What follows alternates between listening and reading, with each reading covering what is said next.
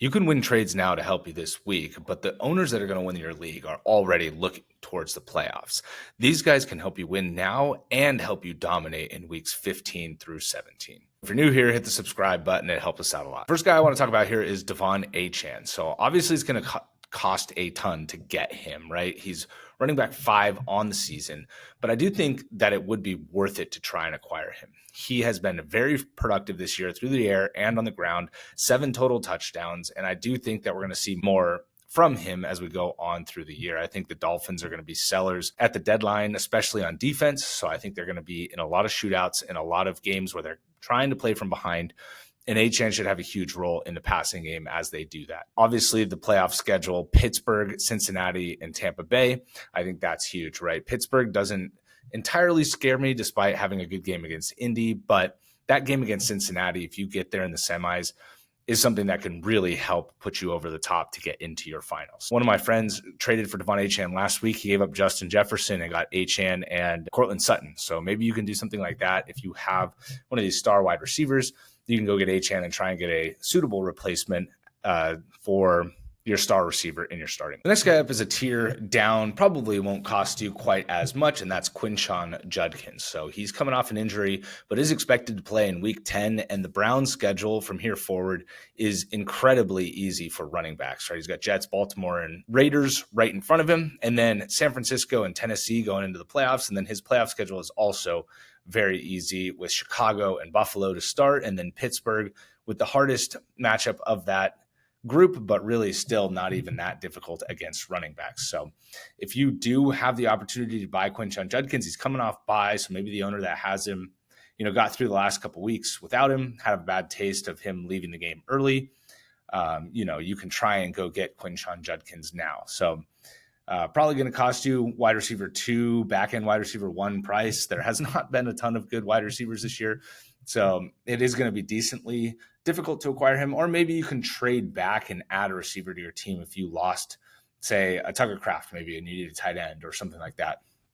And you can trade into Quinshon Judkins from somebody who's regarded a little bit higher than him at the running back position currently. So overall, Judkins, though, great schedule and great playoff schedules. The next guy in a similar tier is Chase Brown. So he's obviously been much better the last 3 weeks than he was before that, and Joe Flacco running the offense has a lot to do with that. So looking forward, he's going into his bye this week, which hopefully will make him a little bit more obtainable if somebody that has him is not doing very well in their leagues, right? And there's a chance that that's the case because he got off to such a bad start and he was such a high draft pick. So overall, though, after the bye, he gets Pittsburgh, but then it's New England, Baltimore, Buffalo, Baltimore, Miami, and Arizona, with Baltimore, Miami, and Arizona in the playoffs. If Joe Burrow is back at that point, the offense will be even that much better. But I do think Flacco elevates this offense to a point where Chase Brown is going to be productive. Now, you see the 8 receptions last week, so he's getting even more involved in the passing game as well. Will he catch 8 passes and have 14 targets very often? No, but the point being is that he's at least going to be used in that way. They were chasing against Chicago, and so he didn't get quite as many carries, but made up for it in the receiving game. So he has that ability, didn't score, still ended up with 16 half PPR points. So I do think Chase Brown is somebody that if you can acquire him for a reasonable price right now, I think a little bit less than Judkins, as he still is on the upswing, but I still think a lot of his owners might be skeptical about where he's at and where he's going. So try and go get Chase Brown onto your teams at this point. Next tier down at running back for guys that you want to try and acquire for the fantasy playoffs is Aaron Jones. So he gets Dallas in week 15, which is as good of a matchup as you could possibly get. So Jones looked great in his first game fully back, really. He did leave with a shoulder injury, but they do expect him to be okay. So even if he doesn't go against Baltimore this week, I think that maybe is even a better opportunity to try and buy him. Just be like, look, he came back, immediately injured again. Jordan Mason's the one you want, when that could not be further from the truth. I mean, Aaron Jones came back last week, played 53% of the snaps and outperformed Jordan Mason, even though he didn't do much. And then this week, it was like all Aaron Jones until he got hurt. He had 2 receptions. 9 carries for 78 yards. He looked great. So if he's back out there this week or even in week 11, this is the running back you want in this backfield and that Dallas matchup. And then Giants and Detroit, right? Neither of those are bad matchups either, especially the Giants. That's still a pretty easy matchup. This is somebody that you will be able to start in your lineups in the fantasy playoffs, assuming health. So, if you need a flex starter, you need somebody to boost that spot, and you have a couple receivers on your bench, I think Aaron Jones is somebody that you absolutely want to go and try and acquire at this time. Next guy up is Bill Jacory Croskey-Merritt. He's starting to get a little bit of hate on social media now, which I think is interesting. There's been a lot of, you can't say anything bad about him going around out there, but he's been pretty bad the last couple of weeks. And then you see Jaden Daniels get hurt and McLaurin's still not back. And so the offense is just going to be struggling to move the ball a little bit now, I think, at this point. But he does still get the Giants, Philly, and then Dallas in the fantasy playoffs. So the Giants and Dallas games specifically, again, very, very good matchups. And I wouldn't want him as much as I want Aaron Jones in terms of looking ahead, but I do still think he can be productive and still kind of fill that role that I was talking about with Aaron Jones, a solid flex player that when you get there is matchup based and can end up being productive during that time of the year too. So it looks like Jaden Daniels' injury might not be necessarily as bad as it looked on the field. And so there's also a chance too that by that time in the season, the last month or so of the season, that he's back. And that would only help JCM's upside during the fantasy playoffs. But overall, it's been rough sledding. So I would definitely be trying to buy very low here. I wouldn't be giving up a starter to get Croskey-Merritt onto my team. The last running back I'm going to talk about here is Alvin Kamara. So this one hurts my heart to see. It feels like the fall off might be here already. But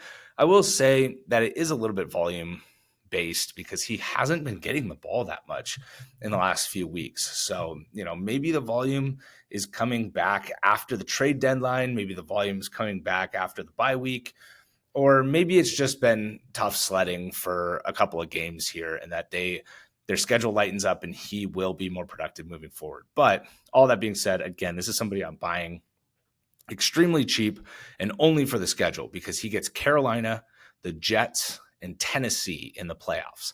And I don't know that there's a single better schedule than that for a running back that's out there, other than maybe if it was Dallas, Cincinnati, and the Jets or Tennessee or something. But I do think that Kamara could turn the corner once we get out of the bye week. So I still think it's interesting that his passing game role has diminished quite a bit. We did expect that with Kellen Moore, but I don't know that I expected it to the degree that we've seen because he's been pretty uninvolved for somebody that's been his calling card his whole career. So you would think that might swing back in his favor with Tyler Shuck. But again, I don't know. We don't even really know what this offense is going to look like after the trade deadline. I would guess Rashid Shaheed gets traded.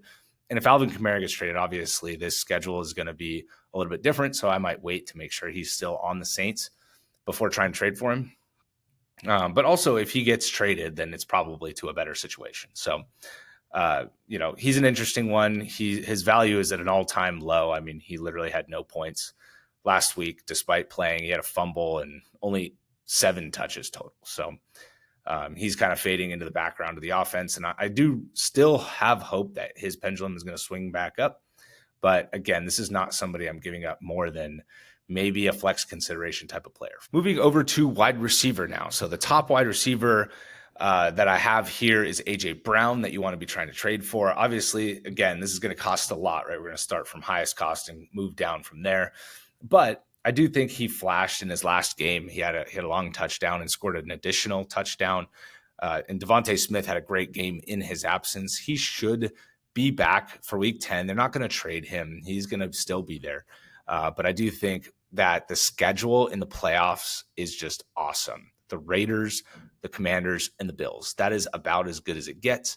And the Bills, they did just kind of shut down Kansas City a little bit, but I don't think that that's going to be necessarily a problem for the Eagles when they get there. Maybe there's a lot of running that goes on in that game, but I do think AJ Brown has kind of flashed that he can be better than he was early in the year. It was rough sledding for a long time. So maybe that's still in the owner that has him in the back of his mind, that he wasn't good early and then now he's hurt, and maybe it's a good time to try and trade him if somebody thinks this schedule is going to be really good or that he's going to be as productive as drafted. But overall, this is somebody that I'm trying to buy. And this also applies to DeVonta Smith, right? He has the same schedule. He has multiple good games now as well. The one with A.J. Brown, where they both went off, and then he had another productive game against the Giants after, and then going into their bye. So they're both coming out of their bye too, which is a nice perk. If you're trading for somebody, it is nice to know that they don't have a bye week coming up. But additionally, just to highlight the schedule again, it's the Raiders, Washington, and Buffalo, one of the best wide receiver schedules that's out. The next wide receiver we're going to talk about is Jordan Addison. So the schedule here is Dallas, Giants, and Detroit, targeting it same as Aaron Jones, right? The Dallas and the Giants is just an awesome, awesome schedule, and definitely somebody that I could see, again, being in that wide receiver 3 flex consideration during that stretch. And I do think that overall, he can also be in your lineups moving forward here, right? He's got Baltimore this week, Chicago next week.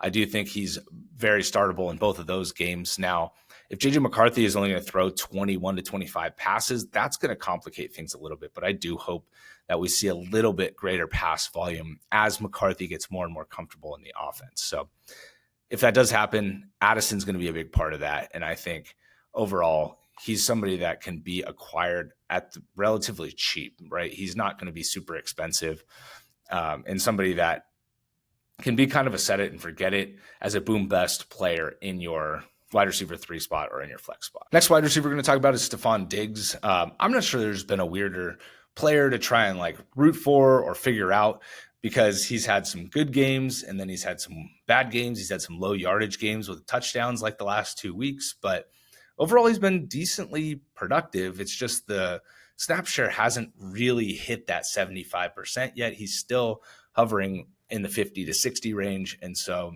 I do hope that he does start pushing up a little bit more as the season goes on, but we'll see. I know Quinshon Judkins is probably out, so maybe that is the key. He needed to get on the field more. I mean, I don't think they're holding him off because of anybody else on the team, though. So overall, though, the playoff schedule, Buffalo, Baltimore, and the Jets, great wide receiver schedule. And that Buffalo matchup, that's personal for him because he went off against Buffalo the first matchup. So I do think that, maybe he can get through that one as the most difficult of the 3 matchups. And he might get a little bit of Sauce Gardner with the Jets, but he moves around the formation quite a bit. So I think he won't have a huge amount of difficulty getting away from him for at least half of his snaps. He does have his bye week. So if you are 4-5 or 3-6, that makes it a little bit more difficult to try and make a move for him. But I do think that he could be worth it and is pushing that borderline between wide receiver 2 and wide receiver 3, even though it's been a little bit touchdown dependent, so he's in that 20 to 25 type of range. And that's kind of how he's been performing throughout this year so far as well. So I do have hope for greater upside than that, but that's kind of how I'd be trying to trade for him. And would be looking to maybe trade like a bench running back or somebody coming off of a big week. Last guy I want to mention here is Terry McLaurin. So I'm not entirely sure he's going to play again this year. So if you're trading for him, I want to preface, you got to be trading dirt cheap, like very, very end of bench type of guy. Maybe the guy that you beat to get Parker Washington off the waiver wire this week is the guy that has McLaurin, and you trade Parker Washington for him, that type of thing.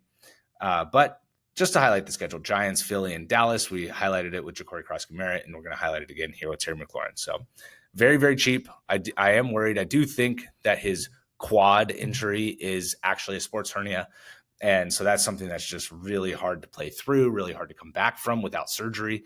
And if you do have surgery, it's basically season ending. So I do think he's going to try and wait until the offseason to have that surgery, unless they decide to shut him down, unless they lose the next 3 weeks and Jaden Daniels is still not ready to come back and they decide to shut both of them down for the year.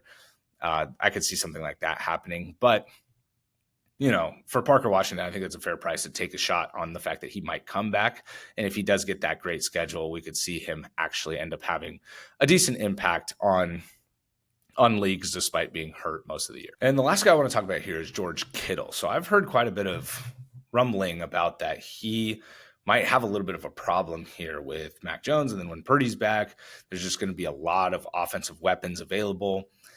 Purdy might come back, and then Pearsall might come back, and Ayuk might come back. And that's kind of been the whole issue with all of these weapons for the 49ers. But I think that Kittle is still very talented. He's very good. And I do think he's still going to be featured in the offense moving forward. So would very much like to get him if the George Kittle owner is panicking at all or is worried that he hasn't been super involved since he's been back.